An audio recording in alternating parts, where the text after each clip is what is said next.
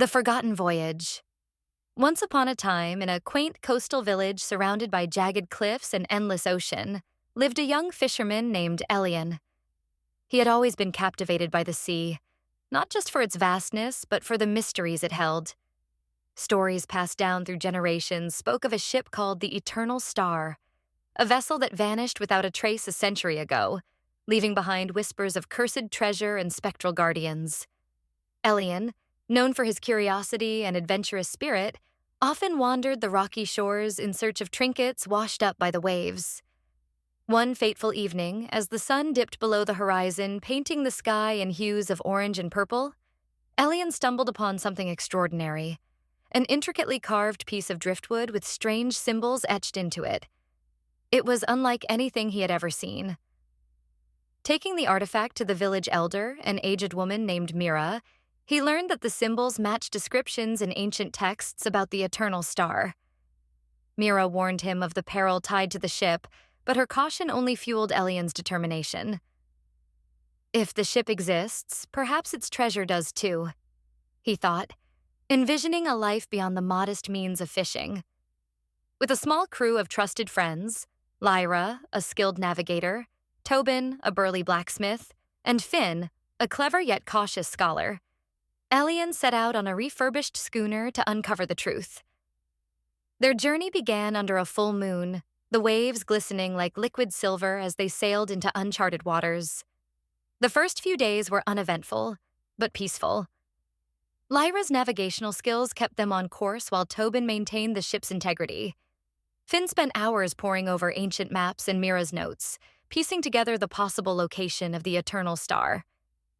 Excitement mingled with trepidation as they ventured further from familiar shores. On the seventh day, the sea turned restless. A thick fog enveloped the schooner, and the crew's nerves began to fray. Strange occurrences heightened their unease. Whispering voices carried by the wind, shadows darting across the deck, and an unshakable feeling of being watched.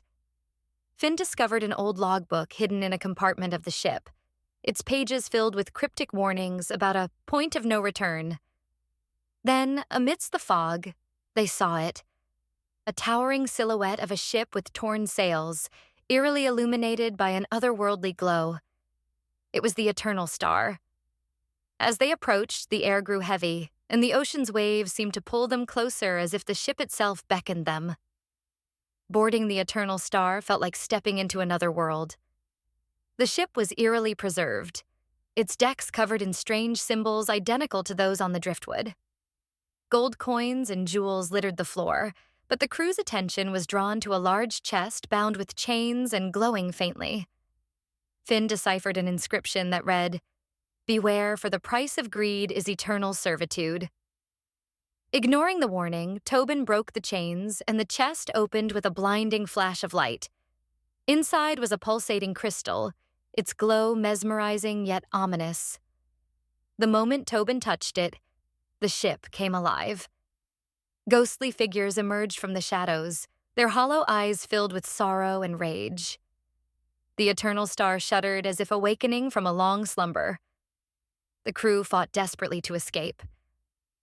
Lyra's quick thinking and navigation led them back to their schooner, but not before the spectral guardians marked them with a curse.